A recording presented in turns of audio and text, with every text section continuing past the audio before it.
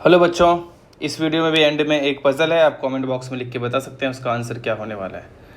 ठीक है, तो चलिए आज स्टार्ट करते हैं। लास्ट लेक्चर तक मैंने आपको बताया था कि दो सिमिलर ट्रायंगल्स होते हैं। तो सिमिलर ट्रायंगल्स में और क्या क्या रिलेशन होता है, क्या क्या डिफरेंट और थ्योरम्स होते हैं वो बताया था। कुछ क्वेश्चंस किए थे हम लोगों ने, अच्छे एग्जाम्पल किया था हम लोगों ने। तो आज देखते हैं। आज मैं आपको ये बता दूं कि अगर दो ट्रायंगल्स सिमिलर होते हैं तो उनके एरिया में क्या रिलेशन रहेगा, उनके एरियाज में क्या रिलेशन रहेगा, हम लोग ये देखते हैं। तो चलिए स्टार्ट करते हैं। तो आज है एरियाज ऑफ सिमिलर ट्रायंगल्स। अब जैसे कॉन्ग्रुएंट ट्रायंगल रहता है तो कॉन्ग्रुएंट ट्रायंगल का एरिया क्या रहता है? कॉन्ग्रुएंट ट्रायंगल का एरिया इक्वल रहता है ना। तो सिमिलर ट्रायंगल का एरिया का कुछ ना कुछ तो रेशियो ही होगा, क्योंकि इसके दो सिमिलर ट्रायंगल होते हैं तो उसके साइड का रेशियो क्या होता है? इक्वल होता है। तो सपोज ये एक ट्रायंगल है और ये एक ट्रायंगल है, दोनों ट्रायंगल सिमिलर है। ट्रायंगल का नाम मैं दे देता हूँ ABC और इधर ले लेता हूँ PQ और R। तो एरिया का रेशियो देखो क्या होगा, मैं बताता हूँ। तो एरियाज का जो स्टेटमेंट होगा वो होगा कि the ratio of the areas of two similar triangles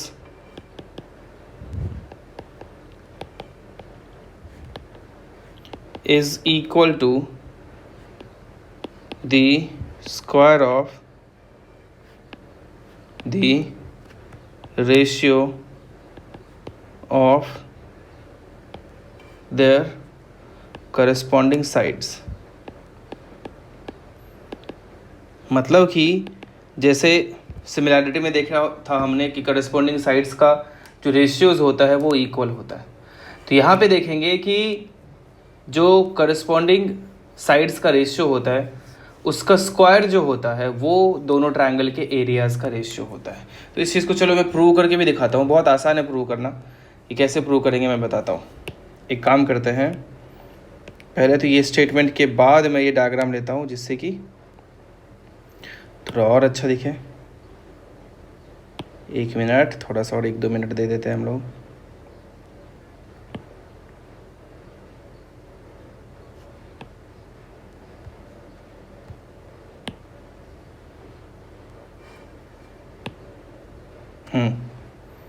ये हो गया। अब देखते हैं कि गिवन क्या है। जैसे मैं हर बार आपको जैसे दिखाता हूँ कि स्टार्टिंग से गिवन से करते। गिवन है 2 triangles ABC and PQR such that triangle ABC is similar to triangle PQR, है ना। दोनों ट्रायंगल क्या है? सिमिलर है, ऐसा अपने को पता है। तो प्रूव क्या करना है? टू प्रूव अपने को प्रूव करना है कि area of triangle ABC divided by area of triangle PQR is equals to AB by PQ whole square, है ना। करस्पॉन्डिंग साइड्स के रेशियो के equal BC by QR whole square और वो AC by PR whole square. मतलब ये सब equal है, कोई एक भी लिख देता वो भी चलता। तो बहुत आसान है इसको प्रूव करना। मैं बताता हूँ क्या करता हूँ। मैं यहाँ से एक परपेंडिकुलर ड्रॉ करता हूँ, यहाँ से भी एक परपेंडिकुलर ड्रॉ करता हूँ। इसको कुछ नाम दे देता हूँ M, इसको N। तो AM जो है वो परपेंडिकुलर मैंने ड्रॉ किया BC पे और PN परपेंडिकुलर ड्रॉ किया किस पे? QR पे। तो कंस्ट्रक्शन आप चाहो तो लिख सकते हो, और एग्ज़ाम में अगर लिख रहे हो तो आपको लिखना ही चाहिए। ड्रॉ ऑल्टीट्यूड्स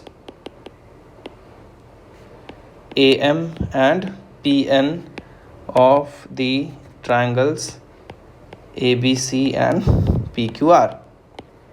ठीक है, ऐसा हमने कर दिया। ABC और PQR में AM और PN परपेंडिकुलर्स ले लिया। अब देखते हैं प्रूफ। तो बताओ एरिया ऑफ ट्रायंगल ABC क्या होगा? Half into base into height. Base is BC, height is A से क्या था तो AM। And area of triangle PQR था ना, वो क्या होगा? हाफ इंटू बेस, बेस मैं बेस QR ले लेता हूँ तो हाइट क्या होगा? PN। अब इन दोनों का रेशियो लेते हैं, तो area of triangle ABC bye area of triangle PQR is equals to half into BC into AM divided by half into QR into PN, है ना। अब मैंने आपको पहले भी बताया था कि दो ट्रायंगल के जो ऑल्टीट्यूड्स होते हैं उसका रेशियो भी क्या होता है, उसके साइड्स के रेशियो के बराबर ही होता है। इसे मैं क्या लिखूंगा, BC by QR into AM by PN। तो ऑल्टीट्यूड्स का रेशियो भी तो उसका इक्वल ही होता है ना। अगर वो आपको याद नहीं आ रहा कैसे इक्वल होता है तो आप देख लो ABM ट्रायंगल में, अभी वर्बली बता देता हूँ। ABM ट्रायंगल में,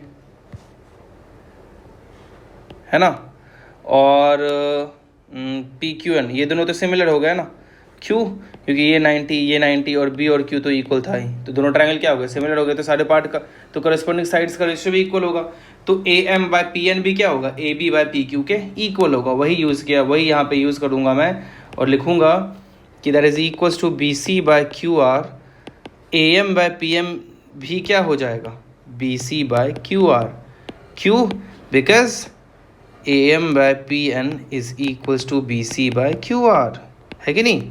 तो ये क्या हो जाएगा, BC by QR whole square. और क्योंकि BC बाय QR का जो रेशियो था वो AB बाय PQ के इक्वल था, वो CA बाय PR के इक्वल था। क्यों? क्योंकि दोनों ट्रायंगल तो सिमिलर ही है।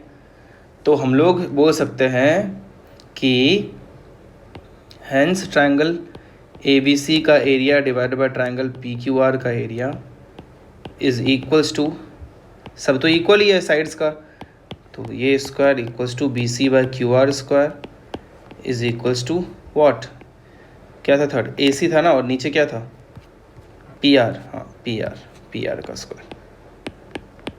प्रूव्ड। और ये आपको याद भी रखना है ना, बिल्कुल याद भी रखना है। तो यहाँ से मैं और भी स्टेटमेंट बोल सकता हूँ कि यहाँ BC बाय QR को ही रिप्लेस कर देते AM बाय PN से। तो ये भी बोल सकता हूँ कि टू ट्रायंगल्स का जो एरिया का रेशियो होगा, सिमिलर ट्रायंगल के एरियाज का रेशियो, वो उसके करस्पॉन्डिंग ऑल्टीट्यूड्स के रेशियो के स्क्वायर के भी इक्वल हो सकता है। वैसे ही उसके मीडियंस के रेशियोज का स्क्वायर भी हो सकता है, एंगल बाइसेक्टर के रेशियोज का स्क्वायर भी हो सकता है। तो ये भी आप आराम से यूज़ कर सकते हैं।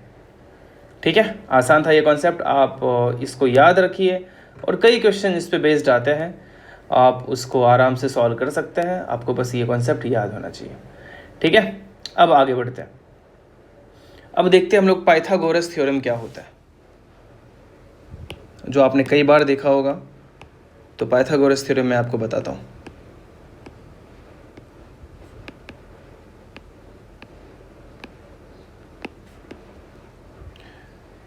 बहुत ही फेमस सा थ्योरम है, बहुत काम की चीज़ है। तो ये स्टेटमेंट इसका क्या है मैं वो बताता हूँ, इसको प्रूव भी करके मैं दिखाऊंगा। ये अपने सिलेबस में तो इसका प्रूव करना आपको आना चाहिए। In a right triangle the square of the hypotenuse is equal to the sum of square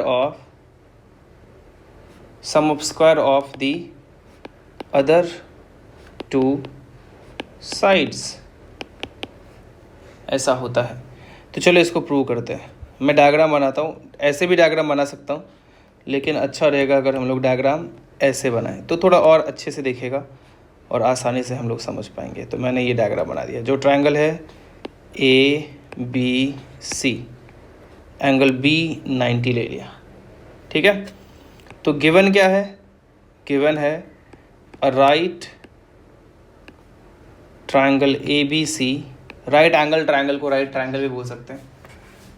right angle eight B पे राइट एंगल है। ठीक है, प्रूव क्या करना है, प्रूव करना है अपने को AC square is equal to AB square plus BC square. बचपन से देखते आ रहे हैं, आज इसको प्रूव करेंगे। ठीक है, कैसे हुआ तो देखो,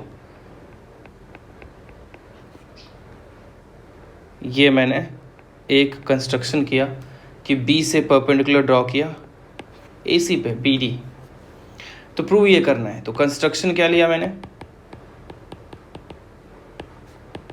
कंस्ट्रक्शन क्या, B D is perpendicular to A C, B D is perpendicular to A C, proof.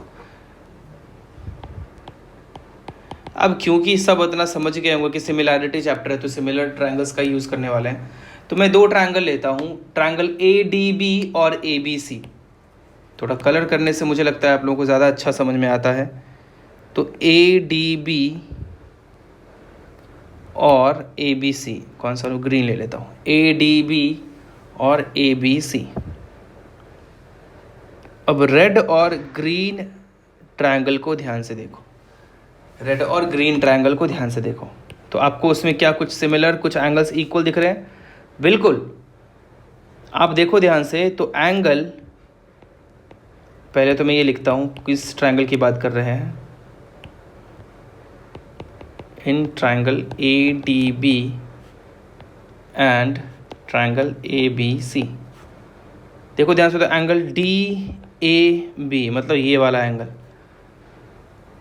Equals to angle B A C, common angle है। देखो वो, आप देखो वो एंगल रेड वाले ट्रायंगल में भी है और वो एंगल ग्रीन सॉरी, वो एंगल ग्रीन वाले ट्रायंगल में भी है और वो एंगल रेड वाले ट्रायंगल में भी है, तो वो दोनों इक्वल ही होगा, कॉमन एंगल हो गया। तो आप चाहो तो ब्रैकेट में लिख सकते हो कॉमन।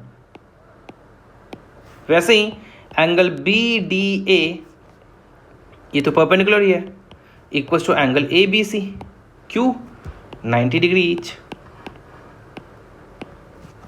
है ना, 90 डिग्री ईच हो गया, तो दोनों एंगल भी इक्वल है। तो मैं क्या बोल सकता हूँ, सो triangle A D B is similar to triangle A B C. दो एंगल ही इक्वल होना काफ़ी है। किससे, मैं यहाँ पे लिख सकते हो बाय ए सिमिलैरिटी। तो रिलेशन में क्या यूज़ कर सकता हूँ, रिलेशन में यूज़ कर सकता हूँ, ये दोनों सिमिलर हो गए तो देखो ऐसे यहाँ से डायग्राम देखने की ज़रूरत भी नहीं है, A D by A B is equals to D B by B C, है ना, नाम से ही काफ़ी होता है, equals to A B by A सी।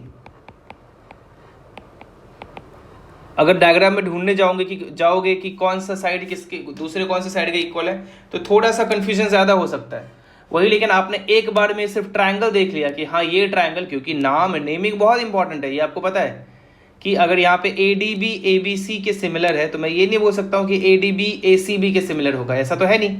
नाम आपको पता है ये चीज़ पहले से कि बहुत ज़्यादा इंपॉर्टेंट है, तो एक बार आपने नाम लिख लिया तो साइड्स या एंगल भी बोल सकते हो कि एंगल ए अब एंगल ए के इक्वल है ना, एंगल डी जो बीच में है, इधर बीच में बी है उसके इक्वल है, और साइड में एंगल बी है तो इधर सी। अब वो देखो ए डी बी में बी एंगल किधर है, ठीक है। तो इसको अभी अपने पास हम लोग रख लेते हैं, अभी फ़िलहाल छोड़ देते हैं। मैं बताऊंगा कि इसके बाद क्या करना है। अब देखते हैं, अब उसी डायग्राम में अब मैं क्या करता हूँ, एक मिनट,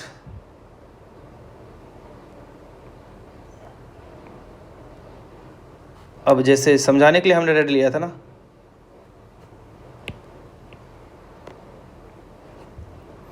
अब दो और ट्रायंगल लेते हैं, वो दोनों ट्रायंगल होगा ट्रायंगल, अब इधर ए डी बी इधर लिया, अब बी डी सी इधर ले लेते हैं, ये वाला वो रेड ट्रायंगल है, ठीक है, ये वाला रेड ट्रायंगल ले लिया। और ग्रीन कौन सा, ग्रीन तो ए बी सी ही है, ग्रीन ए बी सी है।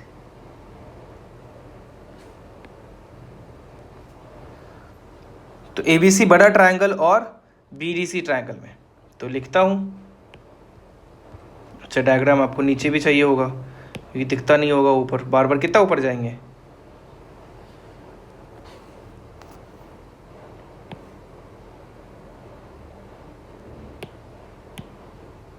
अब लिखूंगा in triangle B D C and triangle A B C. वापस से सी, ये वाला एंगल आपको कॉमन दिख रहा होगा, तो मैं क्या लिख सकता हूँ, angle D C B is equals to angle A C B, और angle B D C is equals to angle A B C, वो तो 90 ही है, इसलिए बाय ए में क्या लिख सकता हूँ, triangle BDC is similar to triangle ABC। वापस से क्या होगा, BD बाय AB, आप देखते रहो, equals to DC by BC equals to BC by AC। ये रिलेशन मिल गया। अब लेकिन प्रूव क्या करना था, प्रूव करना था AC square equals to AB square plus BC square. तो अब ध्यान से देखो, AB स्क्वायर, इसको देख के पता नहीं क्यों मुझे समझ में आ रहा है कि इसमें इन दोनों को यूज़ करने पे क्या पता AB स्क्वायर दिख रहा है, कुछ अच्छा हो जाए। तो यहाँ से मैं लिखता हूँ AD by AB equals to AB by AC। तो यहाँ से क्या हो जाएगा, AB square equals to AD into AC। अच्छा, लिख सकते हैं ना, ये रिलेशन रख लिया, इसको बोल दिया मैंने 1।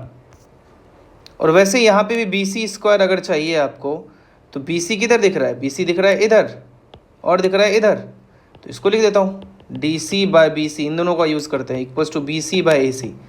और क्रॉस मल्टीप्लाई करोगे तो BC square equals to DC into AC। इसको भी रख लेते हैं सेकेंड,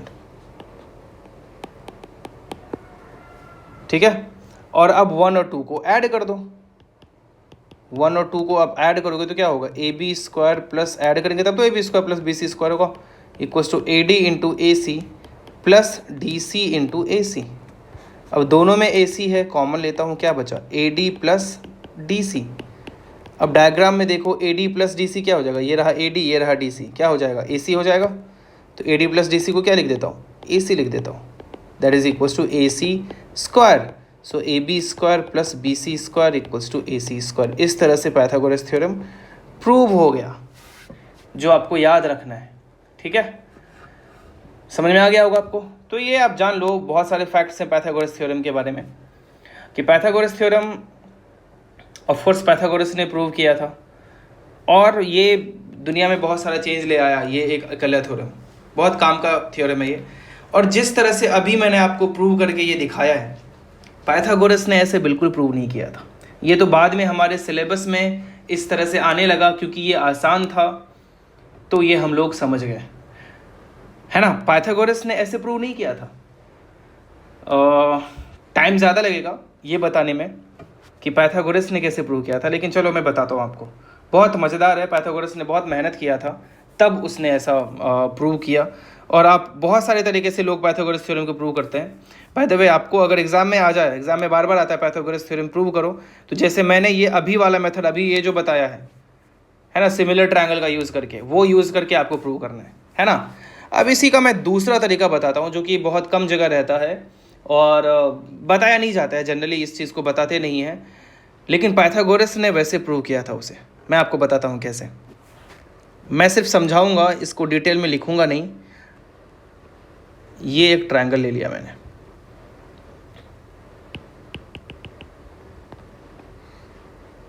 इसका डायग्राम बहुत इंपॉर्टेंट है।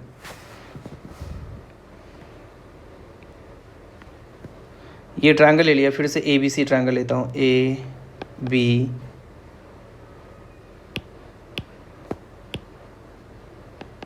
और C। इसमें प्रूव करना है AB square plus BC square equals to AC square. अच्छा, तो AB स्क्वायर देख के आपको ये समझ में आना चाहिए, AB स्क्वायर मतलब एक अगर स्क्वायर होता, एक वर्ग होता जिसका साइड लेंथ AB होता, तो उसका एरिया क्या होता, AB स्क्वायर होता।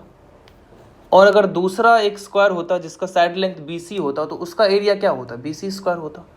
और AC के साथ भी वही चीज़ होता। तो मैं एक काम करता हूँ, AB साइड लेंथ के साथ एक स्क्वायर बनाता हूँ,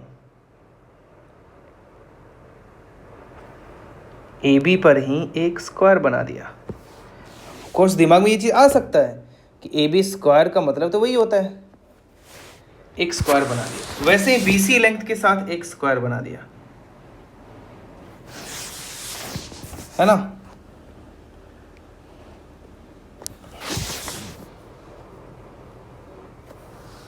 और AC लेंथ के साथ एक स्क्वायर बना दिया। डायग्राम सब आ तो पाएगा ना, नहीं आ पाएगा। ठीक है, छोटा ही बनाता हूँ थोड़ा, इससे पूरा आ जाए। नहीं,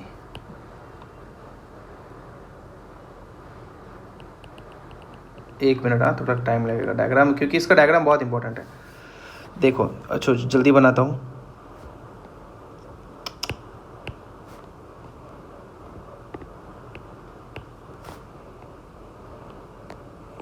थोड़ा छोटा लेते हैं ताकि आप एक साथ में एक ही स्क्रीन में आपको सब कुछ दिखा पाऊँ। ये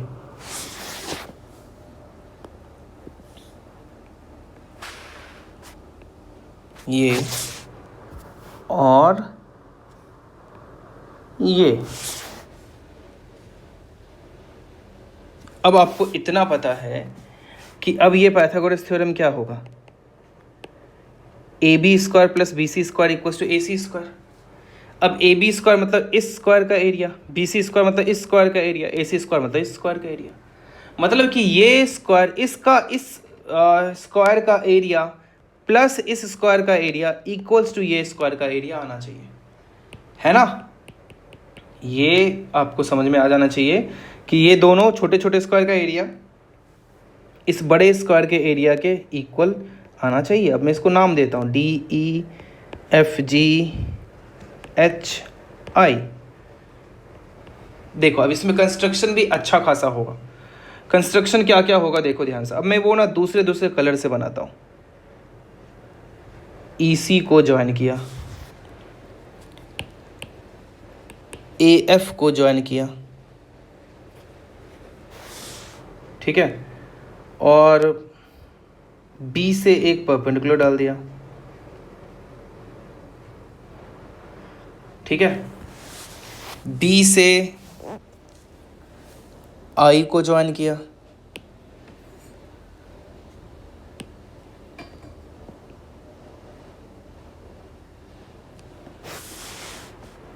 और बी से ही एच को भी, चलो यही कलर ले लेते हैं, एच को भी ज्वाइन किया। ये उसका कंस्ट्रक्शन हुआ। देखो ऐसे ही कुछ इंटरेस्टिंग लगता है मुझे, मैं इसीलिए बता रहा हूँ। ये आपके सिलेबस में बिल्कुल नहीं है इस तरह से प्रूव करना, लेकिन क्योंकि थोड़ा इंटरेस्टिंग सा है, इस तरह से इस चीज़ की शुरुआत हुई थी, इसीलिए नॉलेज रखना कई बार अच्छा होता है, ठीक है। तो अब देखो मैं बताता हूँ आपको अब यहाँ पे क्या क्या किया जा सकता है। अब ये इसको भी, इस पॉइंट को भी कुछ नाम दे देता हूँ। इस पॉइंट को मैं बोल देता हूँ आई जे, ठीक है। अब देखो ध्यान से, एक बात बताओ, क्या ट्रायंगल ई ए सी, कौन सा ट्रायंगल ई ए सी और triangle B A I congruent होंगे? मैं लिख देता हूँ, triangle E A C is congruent to triangle B A I. क्यों? अब देखो उन दोनों को ध्यान से देखना, जिसका एक साइड रेड है दूसरा, और एक साइड दूसरे ट्रायंगल का येलो है। ध्यान से देखो तो ई ए सी का side E A B A सी के साइड ए बी के इक्वल है। क्यों? क्योंकि वो तो स्क्वायर है, तो स्क्वायर के सारे साइड लेंथ इक्वल होते हैं, है ना, वो दोनों इक्वल हो गया। वैसे ही ई ए सी का side A C B A आई के साइड ए आई के इक्वल है, दो साइड्स तो इक्वल हो गए।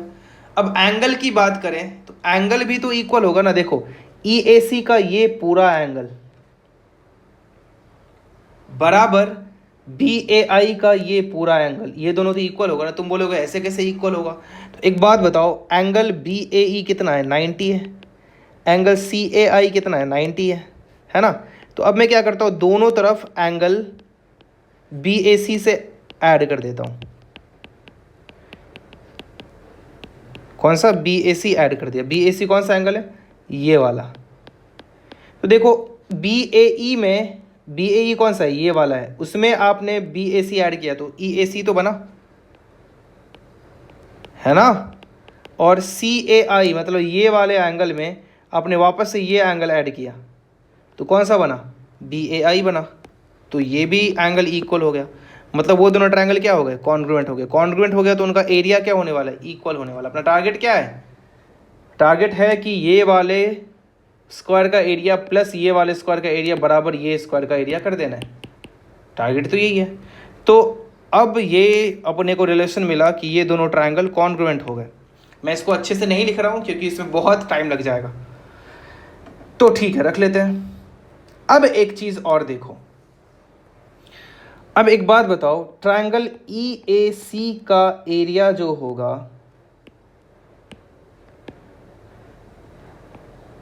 ट्रायंगल ई ए सी का एरिया जो होगा, क्या वो half of area of half of area of square A B D E हो जाएगा।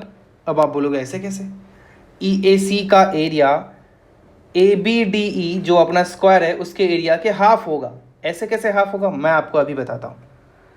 एक नाइन्थ में आपने कॉन्सेप्ट पढ़ा होगा, जो कि अभी जस्ट मैं पढ़ा ही रहा हूँ, आप नाइन्थ की वीडियोज़ में देख सकते हो कि टू पैरेलल लाइंस के बीच जितने भी ट्राइंगल्स होते हैं सबका एरिया इक्वल होता है अगर बेस सेम हो तो। साथ ही अगर उसी बेस के साथ एक पैरेललोग्राम है और उसी बेस के साथ एक ट्राइंगल है और दोनों पैरेलल के बीच है, तो ट्राइंगल का एरिया उस पैरेललोग्राम के एरिया का हाफ होता है। चाहो तो ये कॉन्सेप्ट आप कहीं लिख लो और याद रखो। क्या बोला मैंने, किसी भी दो पैरेलल लाइन के बीच अगर एक पैरेललोग्राम हो जिसका बेस और एक ट्रायंगल हो, उस ट्रायंगल का भी बेस अगर सेम हो, देखो ए बी बेस के साथ पैरेललोग्राम है ए बी सी डी और ट्रायंगल है ए बी ई, तो ए बी ई का area A B C D के एरिया का हाफ होगा। अब देखो ई ए सी एक ट्रायंगल है जिसका बेस ई ए है, ध्यान से देखो बेस क्या रख लिया मैंने, ई ए रख लिया, और ये दो पैरेलल ई ए और सी डी के बीच है, तो ये ट्रायंगल ई ए सी दोनों पैरेलल ई ए और डी सी के बीच है और बेस ई ए है, और ई ए बी डी एक पैरेललोग्राम है, स्क्वायर भी एक पैरेललोग्राम ही होता है, उसका भी बेस क्या है, ई ए ही है। तो ध्यान से देखो, तो ये जो ए बी डी ई और ई ए सी ये सेम बेस ई ए पे है खड़ा और दोनों पैरेलल ई ए और सी डी के बीच है, तो क्या वो ट्रायंगल का एरिया उसके हाफ हो जाएगा, बिल्कुल हो जाएगा, है कि नहीं। सिमिलरली आप देखो तो area of triangle B A आई, अब बी ए आई को देखो, बी ए आई हाफ हो जाएगा एरिया ऑफ, इसको भी नाम देता हूं के, area of A I J के। फिर से वही कॉन्सेप्ट कि ये दो पैरेलल्स ए आई और बी जे के बीच है, ट्रायंगल को बी ए आई को देखो तो वो भी बेस ए आई पे है। आप पैरेललोग्राम ए आई जे के को देखो तो ए आई जे के भी बेस ए आई पे है, तो ए आई जे के का एरिया बी ए आई के, ट्रायंगल बी ए आई के का डबल हो जाएगा, मीन्स बी ए आई का एरिया ए आई जे का हाफ हो जाएगा। लेकिन ये दोनों एरिया तो बराबर है, ई ए सी का एरिया अभी प्रूव किया था हम लोगों ने कि दोनों ट्रायंगल कॉन्ग्रुएंट है, तो area of triangle E A C equals to area of triangle B A I हो जाएगा, है ना, क्योंकि दोनों कॉन्ग्रुएंट था, यहाँ से आया था ये। अब इन दोनों रिलेशन को देखो कि क्योंकि दोनों ट्रायंगल का एरिया इक्वल है, तो दोनों जो पैरेललोग्राम थे उनका एरिया भी तो इक्वल ही होगा, क्योंकि वो तो उसका डबल ही हो गया, ए बी डी ई किसके इक्वल हो गया, area of A I J K, है ना। मतलब ये जो एरिया था, ये एरिया, ये वाला एरिया जो अभी मैंने येलो से ड्रॉ किया, वो ये ग्रीन वाले ए आई जे के सम के इक्वल हो गया है। अब सिमिलरली वही कहानी इधर भी दोहराएंगे, वही कहानी इधर भी होगी कि अब इन ट्रायंगल, देखो अभी भी ऐसे ही समझाने में कितना टाइम लग रहा है, सोचो पाइथागोरस ने कैसे सोचा होगा, लेकिन मुझे अच्छा लगता है, मुझे मज़ा आता है इन चीज़ों में, और क्योंकि दिमाग लगाना है ना, तो दिमाग लगाना है, तो जहाँ भी दिमाग लगाने का काम होता है वहाँ मज़ा आता है। In triangle F C A and triangle B C H, F C A और बी सी बिल्कुल उसके जैसा ही, बस उसको इस साइड ले लिया आप, है ना, B C F C A और बी सी एच में। तो एफ सी ए कौन सा ट्रायंगल, अब चाहो तो मैं अलग से ड्रॉ कर देता हूँ, ये वाला एफ सी ए है अभी जो ड्रॉ किया, और बी सी एच कौन सा है, बी सी एच ये वाला है।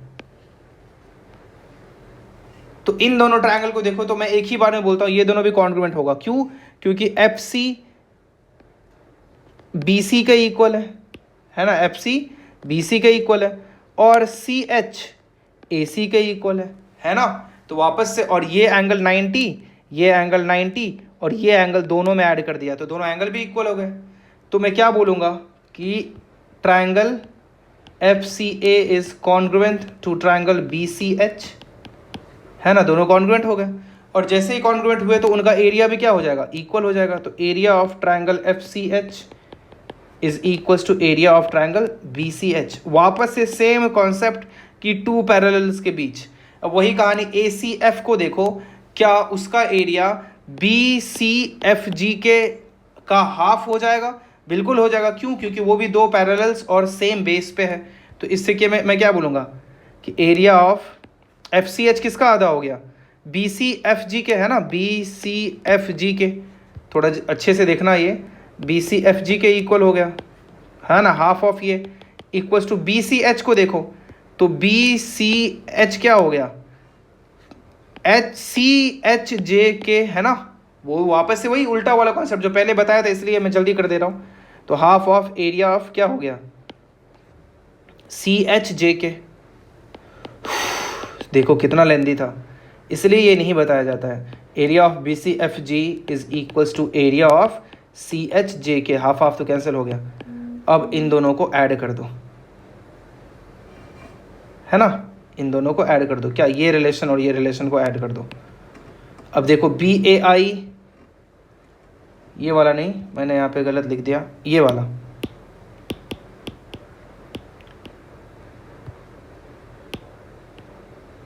ये वाला, ये एरिया था, इन दोनों को ऐड कर दो। अब देखो A B D E, A B D E ये वाला स्क्वायर था, और इधर कौन सा? B C F G, B C. अब इन दोनों को ऐड करो, चलो ऐड करके दिखा देता हूँ जल्दी से। ये 2, ये 1, 1 + 2 करोगे आप तो क्या हो जाएगा? Area of A B D E, area of A B D E